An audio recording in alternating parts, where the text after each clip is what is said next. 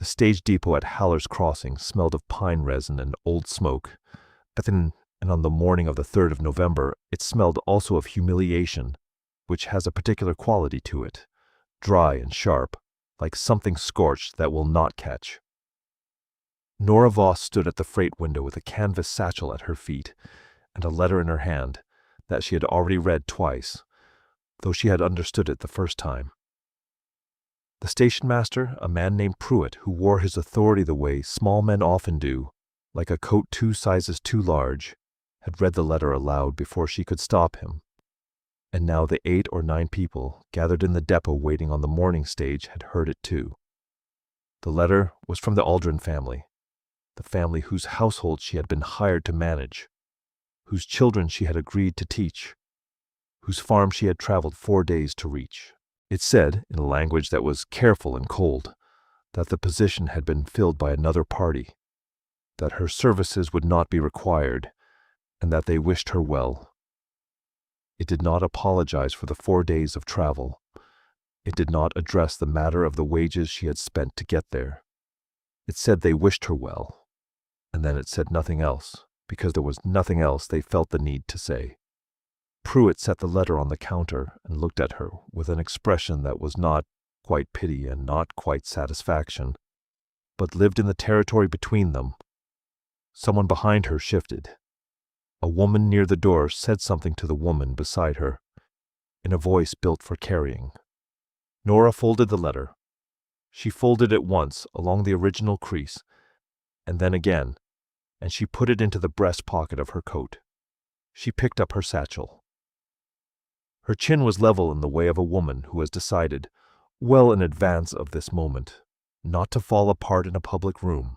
She asked Pruitt where a woman might find a meal and a room at a reasonable rate. He told her the Granger house took boarders, 3 streets up and left at the milliner's. She thanked him. She walked out. She did not know, as she crossed the depot floor, that a man standing at the far end of the building had watched all of it. He had been waiting on a shipment of window glass, and he had not meant to watch, and he had not looked away. By the following spring, people in Haller's Crossing would stop calling the Aldren family lucky for what they had passed over. Nora didn't know that yet. She walked out into the cold with her satchel and her folded letter, and the particular composure of a woman who has survived worse and knows it. Her name was Nora Voss, and she was 31 years old, and she had been managing other people's households since she was 16. When the orphanage in Cedar Falls had placed her with a farming family who needed a girl who could work, she had worked. She had worked for the Hendersons for 4 years, and then for a widowed schoolteacher in Dunmore for 6, and then for a family named Greer whose patriarch had died and left debts that swallowed the household whole. And she had left that situation with 2 months' wages unpaid and a reference letter so warm it almost covered the loss. She had no family. She had a satchel, a recipe box of dark stained pine that had belonged to the schoolteacher, and that the schoolteacher had pressed into her hands on the last morning, and a constitution that had been tested enough times that she had stopped being surprised by tests. She ate at the Granger house. She paid for 1 night. She sat on the narrow bed in the narrow room, and she counted what she had, and she was honest with herself about what it meant. And then she set the money back in the bottom of the satchel under the recipe box, and she went to sleep, because catastrophizing in the dark was a luxury she had never been able to afford. The man who had watched from the depot was named Callum Marsh. He was 36 years old, and he ran 140 acres of mixed farmland on the eastern edge of the county, land his father had broken, and that Callum had been keeping since his father's stroke 3 years prior. He had 2 children, a daughter of 9 named Iris, and a boy of 5 named George. He had no wife. His wife, Clara, had died of a fever when George was 8 months old, and Callum had done what men in that situation do. He had kept going, which is not the same as being all right, but which is sometimes the only available option. He had a neighbor woman, Mrs. Fenn, who came 3 days a week to see to the children and the cooking, and Mrs. Fenn was reliable and kind, and had told him 2 weeks prior that her daughter in Portsmouth had had a baby and needed help, and that she would be leaving at the end of the month. She had said this with genuine regret. Callum had said he understood because he did. He had been thinking about this problem on the morning he stood in the depot waiting on his window glass and watched a woman receive bad news with a composure that struck him as extraordinary, not because composure was rare, but because hers was not performed. She was not holding herself stiff. She was simply present and steady, and she folded the letter and picked up her satchel and left, and something in the plainness of it stayed with him through the rest of the morning. He found out her name from Pruitt, which required no effort because Pruitt had already told 4 people. He found out she was at the Granger house from the Granger house because he asked at the desk and the woman there told him. Because news in Haller's Crossing moved the way water does, in a shallow creek, fast and without obstruction. He stood outside the Granger house for a moment before he went in. He was not a man who second-guessed himself often, but he understood that what he was about to do could be misread. And he wanted to be clear in his own mind before he spoke so that he could be clear in his words. He was not offering charity. He had a practical problem. She appeared to be a practical person. That was the extent of it, or so he told himself, standing in the cold outside the Granger house, with his hat in his hands and the window glass still uncollected at the depot.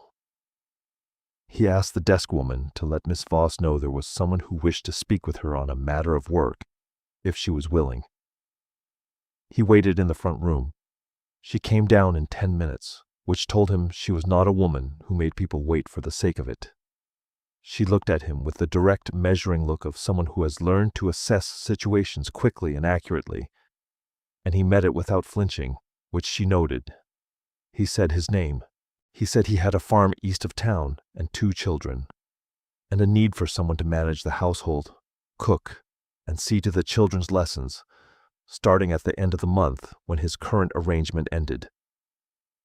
He said the pay was $12 a month with room and board, and that he understood if she had other prospects she was weighing. He said all of this plainly, without preamble or apology, and he did not mention the depot because mentioning it would have made it a different kind of conversation. She looked at him for a moment. She said, "Can you tell me about the children?" He told her. Iris, 9, quiet, reads well, has opinions about things and is not shy about them.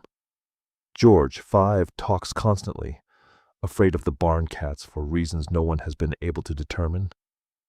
Something moved at the corner of her mouth and returned to where it had been. She said, "I'd want to see the farm before I agreed." He said that was reasonable. He said he could take her out tomorrow morning if she was willing. She said, "All right."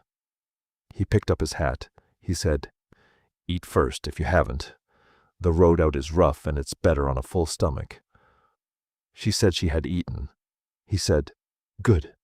8 o'clock then." He left. She stood in the front room of the Granger house and looked at the door he had gone through, and she thought that he had not once looked at her the way Pruitt had, and that this was not a small thing. The farm was rough, and she had expected that. What she had not expected was the quality of the roughness, which was the roughness of a place that had been cared for and was showing the strain of too few hands, not the roughness of neglect. The fences were sound. The barn was tight. The house needed a window replaced on the north side, which explained the glass. And the kitchen was cold because the stove's flue damper had been left wrong, but these were problems with solutions, not problems with character. The children were on the porch when they arrived.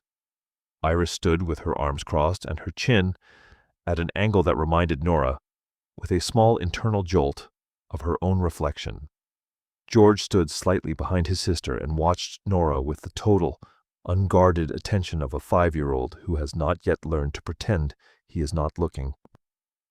Callum introduced them. Iris said, "How do you do?" in a voice that was polite and non-committal. George said, "Do you know how to make biscuits?" Iris said, "George." George said, It's a serious question. Mrs. Fenn's biscuits are the best thing." Nora crouched down to his level, which put her in the cold mud of the yard, and which she did without hesitation. She said, "I make a very good biscuit. I won't promise they're better than Mrs. Fenn's until you've tried them, because that wouldn't be honest. But I take biscuits seriously." George considered this. He said, "All right." Iris watched all of this with an expression she kept carefully neutral. Callum showed her the house, the kitchen, the larder, the 2 upstairs rooms for the children, the small room off the kitchen that had been Mrs. Fenn's and would be hers. It was plain and clean. There was a window that looked east. She stood in it for a moment and looked at the fields going gray and flat under the November sky, and she thought about the folded letter in her coat pocket, and she thought about the recipe box in her satchel, and she thought that she had lived in smaller rooms with worse windows, and that this was not a difficult decision. She said, "I'll take the position." He said, "End of the month then. Mrs. Fenn can show you the routines before she goes." She said that would be fine. He drove her back to town. They did not talk much on the road, but it was not an uncomfortable silence. It was the silence of 2 people who have agreed on a practical matter and do not feel the need to ornament it. She moved in on the 28th of October. Mrs. Fenn was a small, warm woman who showed her everything twice and apologized for leaving and pressed a jar of her blackberry preserves into Nora's hands on the last morning. Nora thanked her and meant it. Then Mrs. Fenn's son-in-law came with a wagon and took her south, and Nora stood in the kitchen of the Marsh farm, and it was quiet in the particular way that a house is quiet when it has just changed. She started supper.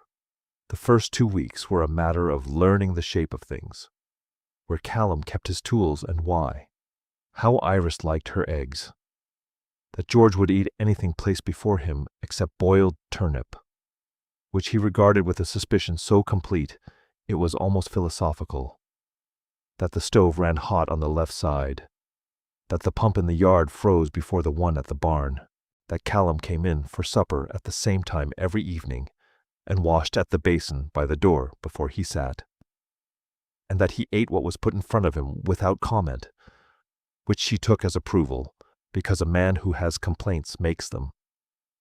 She taught the children in the mornings. Iris was quick and already reading well above her years, and Nora gave her harder books from the small shelf in the front room and let her set the pace.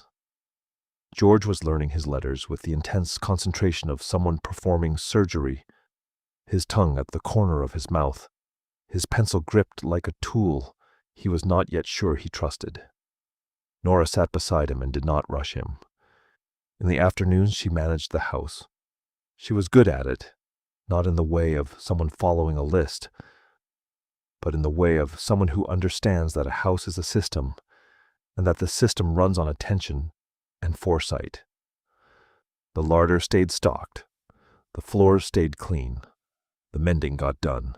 She found a hole in the knee of George's good trousers and repaired it so neatly you had to look for the seam.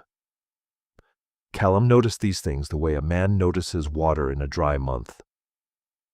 With a gratitude so large he had no words shaped for it, and so said nothing. The recipe box sat on the shelf above the kitchen window. She had put it there on the first day. It was dark pine, worn smooth at the corners, with a small brass latch that had gone green. It held cards in the schoolteacher's handwriting, and cards in Nora's own, accumulated over 15 years of other people's kitchens. She opened it every morning. Neither Callum nor the children asked about it, but Iris, on the 3rd day, stood in the kitchen doorway and looked at it for a long time before she went away. Callum said nothing more than was necessary, and what he said was direct and plain. He said thank you when supper was good, which was every night. He said good morning when he came in from the early chores. When something needed doing on the farm that required her to adjust her schedule, he told her in advance and asked if that was all right. She always said it was. She noticed that he asked. He noticed that she was up before him every morning, that the coffee was always ready, that she never once left a task half done and walked away from it. He noticed that she was patient with George in a way that did not feel like effort, and that with Iris she was careful, giving the girl room to come to her rather than pressing in. There was a loose step on the back porch, the third one up, that caught your boot heel if you were not paying attention. She caught it twice in the first week and said nothing about it. On the morning of the 11th day, she came out to find it repaired, the board planed flush, and the nails set clean. Callum was already in the barn. Nothing was said about the step. She said nothing about it either. She went to the pump and filled the kettle and came back in, and she put the kettle on the hot side of the stove. And she thought that it was a small thing, and that small things were not actually small. He came in for supper that evening, and she had made a roast with the last of the autumn carrots and a pan of biscuits. And George ate 2 of the biscuits, and then looked at her with the solemnity of a judge delivering a verdict and said, "These are as good as Mrs. Fenn's." Iris said, "That's high praise." Nora said, "I told you I took biscuits seriously." The corner of Callum's mouth moved once and returned to where it had been. It was a Thursday morning in the 3rd week of November when it happened, and it happened the way most true things happen. Without announcement, George had a cough that had been sitting in his chest for 4 days, not dangerous, but thick and miserable.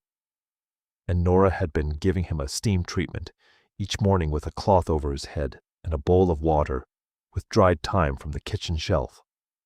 On this particular morning, George had fallen asleep partway through, which small children do with the absolute completeness of animals, and he had leaned sideways off the kitchen stool and come to rest against Nora's arm, his head on her shoulder, the cloth still draped over both of them, in a ridiculous tent. She had gone still. She had not moved him. She sat in the steam and the thyme smell and the weight of him, and she looked at the kitchen window going gray with morning, and she felt something she did not name, because she was not sure she had the right to it yet. Callum had come in from the barn early because he had forgotten his work gloves, and he stopped in the kitchen doorway. The scene was small and domestic and completely ordinary, and it landed in his chest like a stone dropped in still water. He stood there, and he did not move and he did not make a sound, and after a moment he picked his gloves up from the hook by the door as quietly as he could, and he went back out. He stood in the cold of the yard for a moment, looking at nothing in particular. He went back to work. He did not think about it in words, but something had been understood in the way that some things are understood before you are ready to say them, and he carried it with him through the rest of the day like a stone in a pocket, present and heavy and not unpleasant. Iris had seen from the hallway. She had not said anything. She had gone back upstairs and sat at the desk in her room with a book open in front of her that she did not read. At supper that evening, George, who had woken from his steam sleep, refreshed and talkative, told Callum that Nora had let him sleep on her shoulder, and that her shoulder was a good one, sturdy, and that he had felt better after. Callum said that was good to hear. He did not look at Nora when he said it. Nora did not look at him. They both looked at George, who was already on to the subject of the barn cats, and whether they might be persuaded to come inside in the winter if you were very convincing about it.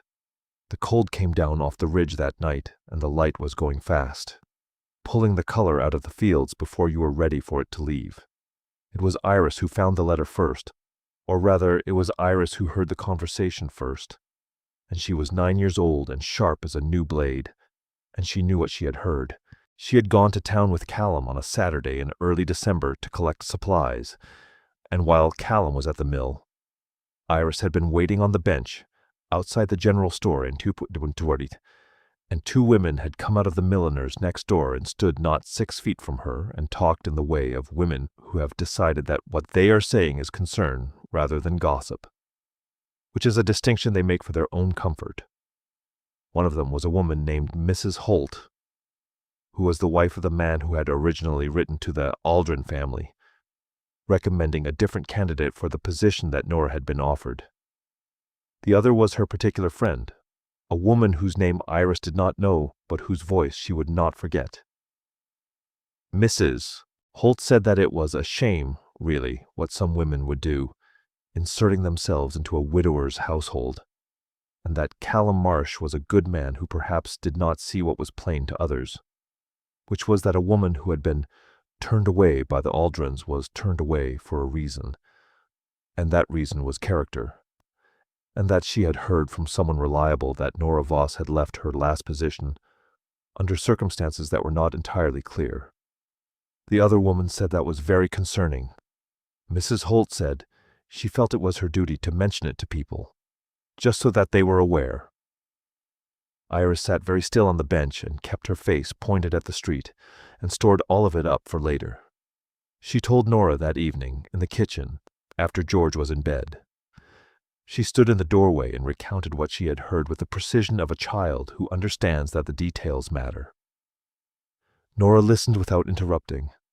When Iris was done, Nora thanked her for telling her. She said she was sorry Iris had had to hear it. Iris said, "Is any of it true?" Nora said, "No." Iris looked at her for a moment. She said, "I didn't think so," and went upstairs. Nora stood in the kitchen for a while after that. She was not afraid of Mrs. Holt in the way of a woman who has something to hide.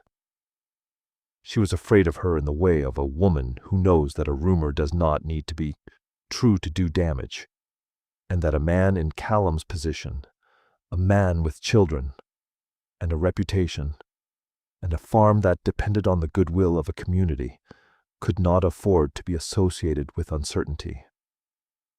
She thought about the folded letter in her coat pocket, which she had kept without knowing why.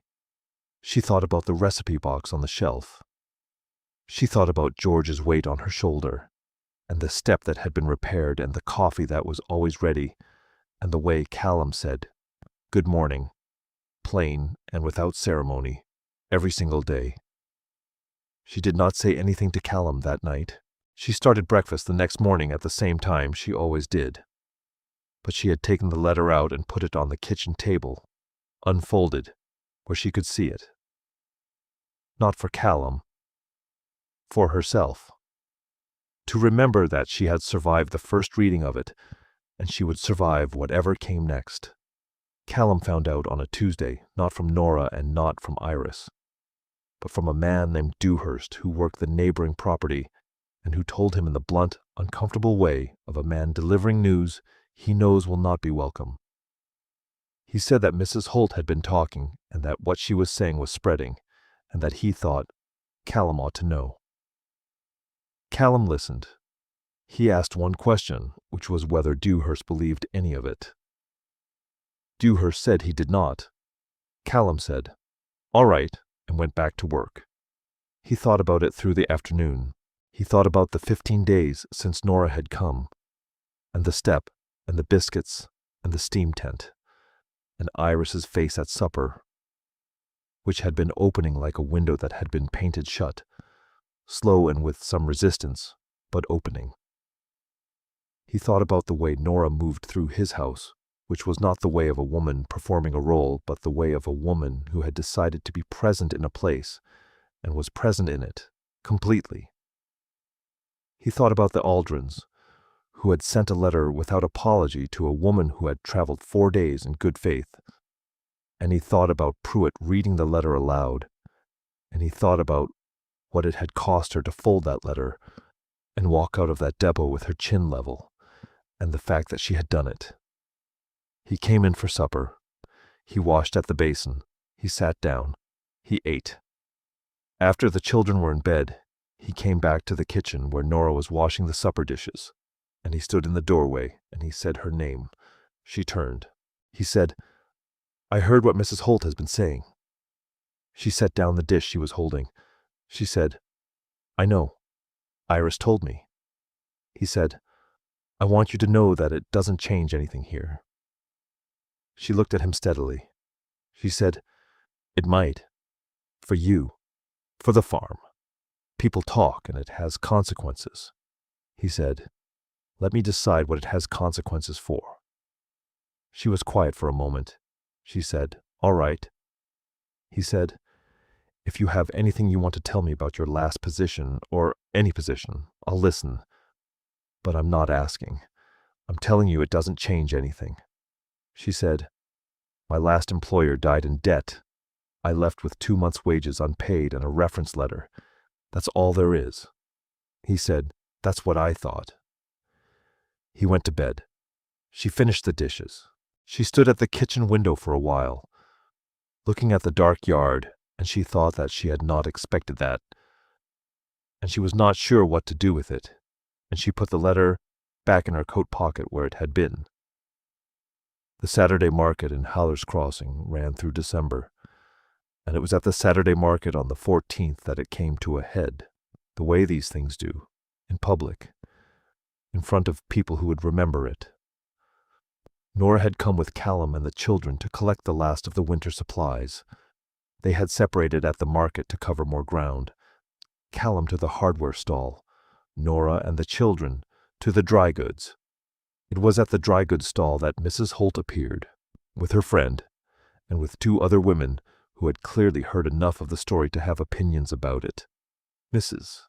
Holt spoke to the dry goods merchant about Nora as though Nora were not standing 2 feet away, in the way of a woman who has decided that the subject of a conversation is not a full participant in the world. She said she understood the Marsh children were being taught by someone whose references had not been properly verified. She said she felt, as a member of this community, that the children's welfare was a concern she shared with everyone present. The merchant looked uncomfortable. The 2 other women looked at Nora. Nora set down the bolt of cotton she had been examining. She looked at Mrs. Holt. She said in a voice that was completely even, "My name is Nora Voss. I have references from 3 households, all of whom I can name. If you have a specific concern about my conduct, I would ask you to state it plainly." Mrs. Holt said that she simply felt it was important that people were informed. Nora said, "Informed of what, specifically?" Mrs. Holt opened her mouth. A voice behind Nora said, "I'd like to hear the answer to that question." She did not turn around. She knew the voice.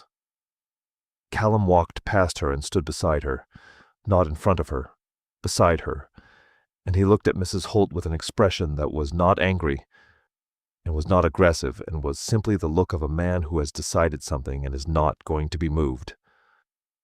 He said, "Mrs. Holt, I know you've been talking about Miss Voss around town. I'd like to know what, exactly, you believe you know about her." Mrs. Holt said she was only concerned for the children. Callum said, "My children are well. They're eating well. They're sleeping well. And my daughter finished a book last week that I couldn't have finished at twice her age. If you have a specific concern, I'll hear it. If you don't, I'd ask you to stop." Mrs. Holt said that she had heard certain things about Miss Voss's last position. Callum said, "From whom?" Mrs. Holt hesitated. Callum said, "I know where the story started, Mrs. Holt. I know that your husband recommended a different candidate to the Aldrens, and I know that candidate did not work out for them. And I know that Miss Voss was turned away before she arrived, by letter, without explanation, after 4 days of travel. I'm not saying your husband did anything wrong. I'm saying that what you've been telling people is not concern. It's something else." The market had gone quiet around them in the particular way that public spaces go quiet when something true is being said. Mrs. Holt said nothing. Callum said, "She came to this town with nothing, and she has done her work honestly and well, and my children are better for it. That's all I have to say." He did not raise his voice. He did not threaten. He turned back to the dry goods merchant and asked about the cotton Nora had been examining, and the merchant told him the price, and Callum paid for it. And that was that. They walked to the wagon. The children were quiet. George held Nora's hand, which he had taken without asking, in the way of small children, who understand more than they are given credit for. Iris walked on Nora's other side. She did not take her hand, but she walked close, close enough that their arms touched with every step, and she did not move away. In the wagon, on the road home, Callum said nothing, and Nora said nothing, and the children said nothing, and the cold came down off the ridge, and the road was hard under the wheels, and the sky was the particular white of a sky that is thinking about snow. After a while, George said, "Can we have biscuits tonight?" Iris said, "George." George said, "It's a reasonable request." Nora said, "Yes." George settled back against the wagon seat with the satisfaction of a man whose affairs are in order. The snow came that night, quiet and thorough, covering the fields and the yard, and the porch steps, and the roof of the barn, and in the morning the farm was white and still, and the light on it was the particular silver blue of new snow under a clearing sky. Callum came in from the early chores and found Nora at the stove and coffee on the counter, and he poured a cup and stood at the kitchen window looking out at the snow, and she moved around the kitchen behind him, and neither of them said anything for a while. Then he turned from the window and set his cup down, and he said, "Nora." She turned. He said, "I want to ask you something, and I want you to take as much time as you need with the answer, because I'm not asking it to put you in a corner. I'm asking it because it's the true thing, and I think you deserve to hear the true thing plainly." She was still. The stove ticked. Outside, a bird moved in the pine at the edge of the yard, and the snow fell from a branch, and the branch swung up, slow and white. He said, "I'd like you to stay, not as the hired woman, as my wife, if that's what you'd want. I'm not asking you to decide now, and I'm not asking you to say yes because of what happened in town, or because you feel you owe me something. You don't owe me anything. I'm asking because I think we are good together, and because my children are better with you in this house, and because I have been watching you for 6 weeks, and I know what I know." He stopped. He had said what he meant to say, and he did not add to it. She looked at him. The kitchen was warm. The snow was still coming down outside, soft and without urgency. She thought about the depot and the folded letter and the narrow room at the Granger house, and the 4 days of travel and the cold morning. She had counted her money on the bed and been honest with herself about what it meant. She thought about the step that had been repaired. She thought about George's weight on her shoulder and the recipe box on the shelf, and Iris walking close on the road from the market, close enough that their arms touched. She said, "Yes." He waited. She said, "That's what I want." He was quiet for a moment. He said, "All right." He picked up his coffee cup. She turned back to the stove. It was not a small moment dressed up as a small moment. It was a large moment that they had both agreed to hold quietly, and they held it. And the snow came down outside, and the stove was warm, and that was enough. They were married on a Saturday in January at the county clerk's office in town, with Iris and George as witnesses, which George took very seriously, and which required him to stand still for 4 minutes, which he managed, barely. Iris held Nora's coat while the clerk read the words. After, on the steps, she gave the coat back, and she looked at Nora for a moment, and then she put her arms around her, brief and fierce and complete, and let go. Nora stood on the steps in the January cold and looked at the town of Holler's Crossing laid out before her. The same street where she had walked out of the depot with her satchel and her folded letter. And she thought that she had arrived here with nothing, and that the word nothing was not quite accurate and had perhaps never been. By March, Mrs. Holt had stopped talking, which was as close to an apology as she was capable of, and the town had taken its cue from that silence and moved on to other things, because that is what towns do. The Aldren family's new arrangement had not worked out, which people mentioned to Callum occasionally, and he received these mentions without comment, because there was nothing useful to say about it. The farm came through the winter well.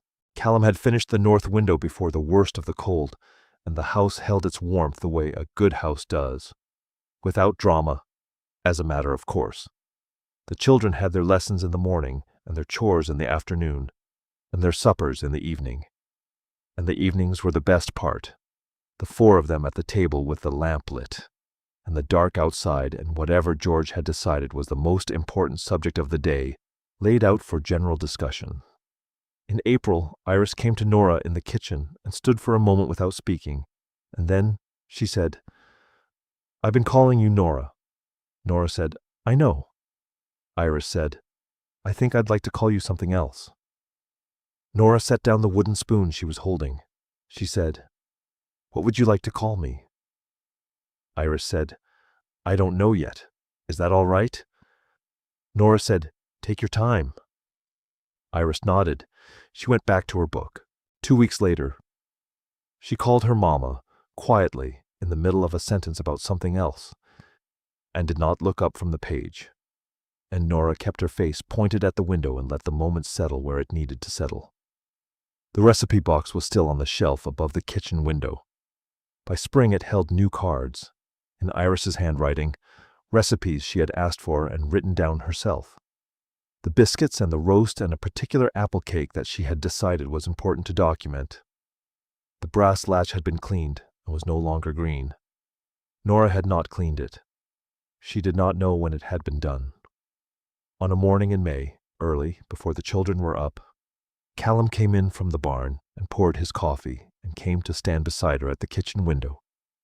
And they looked out at the fields going green in the early light, the frost still on the low ground, the sky above the ridge going from gray to the particular pale gold of a morning that intends to be good. He said, "The east field is coming in well." She said, "It is." He put his hand over hers on the counter, briefly, and then he picked up his coffee and went back out. She stood at the window. The fields were green, and the light was gold, and the house behind her was warm, not waiting for anyone. Not anymore. She had arrived in Haller's Crossing on the 3rd of November with a canvas satchel and a recipe box, and a folded letter that said, in careful cold language, that her services would not be required. She had walked out of the depot with her chin level, and she had eaten first and explained nothing to anyone who had not earned the explanation. And she had done her work, and she had been seen doing it, and she had stayed. That was the story of Nora Voss, a woman who arrived at a strange depot with nothing but her own steadiness, and who found in a farmhouse on the eastern edge of the county the particular thing that steadiness, held long enough and honestly enough, sometimes finds. Let me know in the comments if you enjoyed this one. Thank you.